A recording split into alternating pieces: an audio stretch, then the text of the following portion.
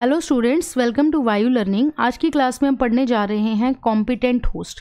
तो देखो, competent host क्या होगा कि जैसे हमारे पास एक रिकॉम्बिनेंट डीएनए जब आ गया, अब हमें उसे होस्ट के अंदर पहुंचाना है, तो उस होस्ट की भी क्या है, एक एबिलिटी होगी कि वो उस रिकॉम्बिनेंट डीएनए को अपने अंदर ले सके। ठीक है, उसको हम बोलेंगे कॉम्पिटेंट होस्ट, यानी ऐसे बैक्टीरियल सेल जिनकी इतनी एबिलिटी है कि वो उस रिकॉम्बिनेंट डीएनए को अपने अंदर ले पाए, उनको हम बोलते हैं कॉम्पिटेंट होस्ट। लेकिन कॉम्पिटेंट होस्ट क्या करना पड़ता है, हमें बनाना पड़ता है। यानी हम यहाँ पर कुछ मेथड्स पढ़ेंगे जिसके थ्रू हम क्या करते हैं, होस्ट को कॉम्पिटेंट बना देते हैं। कैसे बनाते हैं उसको समझते हैं। डाइवेलेंट कैटायन पहला जो मेथड है वो देखते हैं। देखो, यहाँ पर हम बात करते हैं अगर डीएनए की, तो जो डीएनए है उसके ऊपर नेगेटिव चार्ज होता है। ठीक है, डाइवेलेंट कैटायन में हम यहाँ लेते हैं कैल्शियम आयंस, जो कैसे होते हैं, पॉजिटिवली चार्ज। तो नेगेटिव चार्ज और positive charge attract towards each other. तो पहला स्टेप क्या होगा, यहाँ पर बाइंडिंग हो जाएगी। कैल्शियम आयन ने क्या किया, पहला स्टेप डीएनए को अपने से बाइंड कर लिया। बस ये एक काम करने से सारा काम आसान हो गया। तो पहली चीज बाइंडिंग करवा ली डाइवेलेंट कैटायंस ने डीएनए को। दूसरी चीज हम यहाँ पर बात करते हैं बैक्टीरिया की। बैक्टीरिया के अंदर जो है, अगर उसकी सेल वॉल की बात करें, ये उसकी सेल वॉल है। ठीक है, तो ये कैल्शियम आयन दूसरी चीज क्या करेगा, ये इस सेल वॉल में पोर्स क्रिएट करेगा। ठीक है, जिससे क्या होगा, डीएनए अंदर जाने में उसको आसानी हो जाएगी। तो कैल्शियम आयन जो है वो क्या करेगा, सेल वॉल में पोर्स क्रिएट करेगा। ये सेकेंड स्टेप रहेगा, और कैल्शियम आयन से डीएनए क्या रहेगा, बाइंड रहेगा। थर्ड स्टेप में यहाँ पर क्या होगा, जब डीएनए और कैल्शियम आयन थोड़े जब अंदर गए, तो यहाँ अंदर उनको क्या मिली, यहाँ अंदर उनको मिल गई प्लाज्मा मेम्ब्रेन बैक्टीरिया की। ठीक है, प्लाज्मा मेम्ब्रेन मिली। अब प्लाज्मा मेम्ब्रेन किसकी बनी होती है, फॉस्फोलिपिड की बाइलेयर होती है। फॉस्फोलिपिड की बाइलेयर होती है, जिसमें जो हेड पोर्शन है वो कैसा होता है, हाइड्रोफिलिक। हेड पोर्शन होता है हाइड्रोफिलिक, और टेल पोर्शन होता है हाइड्रोफोबिक। ठीक है, टेल पोर्शन होता है हाइड्रोफोबिक। तो बाहर साइड जो पोर्शन प्रेजेंट है वो कौन सा है, हेड पोर्शन, जो कैसा है, हाइड्रोफिलिक। अब डीएनए जो है वो भी कैसा है, हाइड्रोफिलिक। डीएनए जो है वो भी हाइड्रोफिलिक। तो हेड पोर्शन और डीएनए दोनों हाइड्रोफिलिक हैं। तो क्या है, अंदर जाने में क्या है, प्रॉब्लम आ सकती है। अकेला अगर डीएनए जाएगा, जा ही नहीं पाएगा। तो फिर क्या है, यहाँ पे हमारे पास कैल्शियम आयन है जिससे डीएनए बाइंड है, तो फिर कोई दिक्कत नहीं। तो कैल्शियम आयन को इसके हाइड्रोफिलिक नेचर से, हाइड्रोफोबिक नेचर से कोई प्रॉब्लम नहीं है। तो कैल्शियम आयन जो है वो क्या होगा, प्लाज्मा मेम्ब्रेन के अंदर आराम से पहुंच जाएगा, और उसी से जो डीएनए है वो भी बाइंड होगा। तो डीएनए भी क्या होगा, और बैक्टीरिया के अंदर पहुंच जाएगा।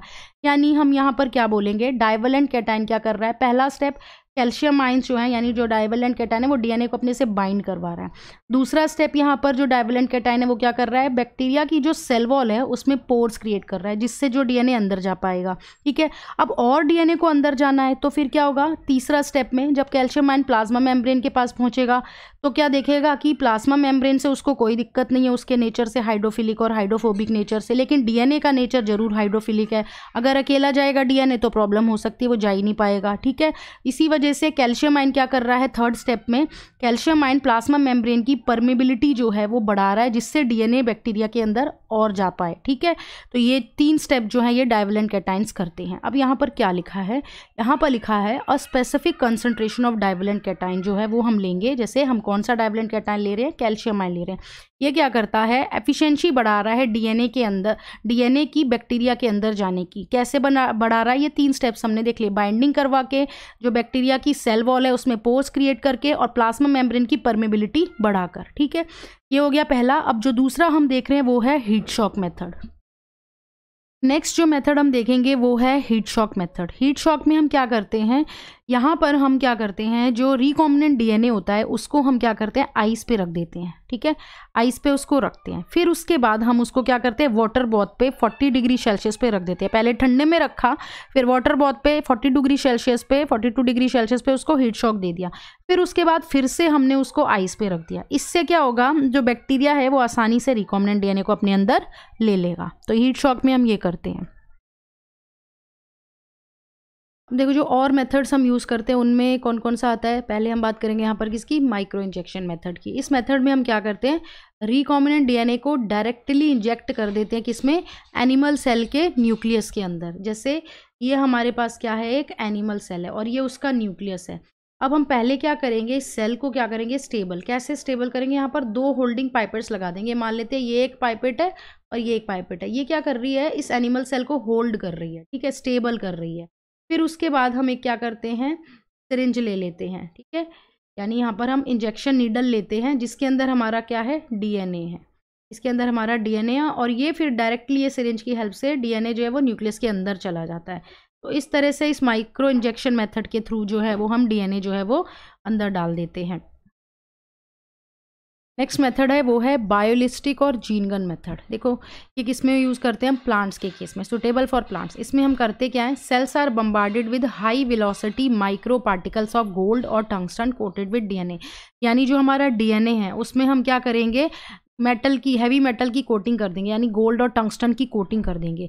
ओके, फिर उसके बाद हम उसको क्या करेंगे, जीन गन जो है उसमें डालेंगे। क्योंकि जीन गन हम इसलिए बोल रहे हैं क्योंकि उसके अंदर हमने क्या किया, अपना जीन ऑफ इंटरेस्ट डाला है इसलिए, या फिर हम बोल सकते हैं डीएनए ऑफ इंटरेस्ट डाला है, वो हमने उस पर डाला और उसको फायर करवाया। टारगेट सेल में हमें क्या मिल गया, हमारा डिज़ायर्ड डीएनए जो है वो हमें मिल गया। तो इसलिए ऐसे भी हम क्या कर सकते हैं, जो रिकॉम्बिनेंट डीएनए जो है हम अपने टारगेट सेल में ऑब्टेन करवा सकते हैं। तो ये हो गया बायोलिस्टिक और gene gun method. Last method जो है वो है डिजार्म्ड पैथोजन वेक्टर। अब इसमें किसकी बात हो रही है, एग्रोबैक्टीरियम ट्यूमिफेशन। क्या करता था वो प्लांट के अंदर, क्रोन गॉल डिजीज़। हमने क्या किया, उसका जो टीआई प्लाज्मिड था उसको डिजार्म कर दिया, मतलब हमने उसका जो टी डीएनए जो प्लांट के अंदर जाकर ट्यूमर करवाता था, उस टी डीएनए के अंदर अपना जो जीन ऑफ इंटरेस्ट था वो डाल दिया, और फिर उसके बाद जब प्लांट में उसने क्या किया, हमारा वो डिज़ायर्ड जीन एक्सप्रेस करवा दिया। तो इस मेथड के थ्रू जो है वो वहाँ पर भी हम अपना रिकॉम्बिनेंट डीएनए जो है वो प्लांट के अंदर भेज सकते हैं, होस्ट में भेज सकते हैं। तो यहाँ पर क्या लिखा है, which one allowed to infect the cell transfer the recombinant DNA into the host. ठीक है, तो हमें इससे क्या होता है, इससे हमें अपना डिजायर्ड प्रोडक्ट जो भी हम चाह रहे हैं वो मिल जाता है। तो ये सारे जो थे कॉम्पिटेंट होस्ट जो होता है वो कैसे बनता है, ये सारे मेथड हमने देखे।